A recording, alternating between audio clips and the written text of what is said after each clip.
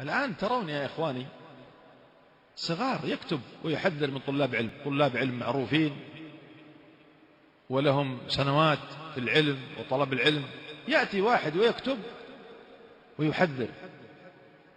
من المسؤول عن هؤلاء؟ لماذا ما يقال له اسكت، أنت لست من أهل هذا الشأن ولا يجوز لك أن تحذر؟ فرق بين الرد والتحذير. لكن أن يحذر وأن يشنع وأن يشوه وأن يفتري وأن ينفر، من المسؤول عن هؤلاء؟ كم يخرج لنا كتاب في الفتن؟ لماذا ما يقال لهؤلاء اسكتوا واتركوا التحذير لأهل العلم؟ اليوم نرى حملة مسعورة في الحقيقة على طلاب العلم. من معكم على هذا؟ من سبقكم في الحملة الشديدة على طلاب العلم؟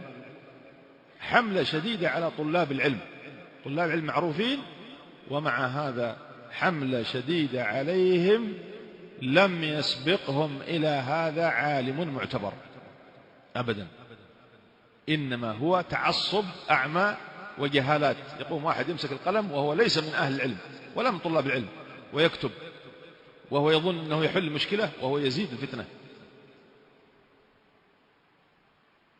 ثانيا، من القواعد التي ينبغي أن تحكم عند التحذير من طالب علم لا بد من تفسير الجرح وبيان سبب التحذير. إذا أراد شخص أن يحذر احذروا فلان، لا بد أن يبين سبب التحذير. كم حذر من طلاب علم بدون أي سبب، وقامت بسبب هذه التحذيرات فتن عظيمة. تذكرون هذا أو لا؟ أنا أقول لكم هذا وأنا مستحضر صور كثيرة على مدى سنوات طويلة. النصيحة الرشيدة في فتنة فلان الجديدة، حذر تحذير هكذا صاحب الشريط بدون أي تأني ولا بدون أي سبب، ثم جاءت تحذير آخر وتحذير ثالث ورابع وخامس، يحذر من طلاب علم بدون أي دليل ولا بدون أي سبب.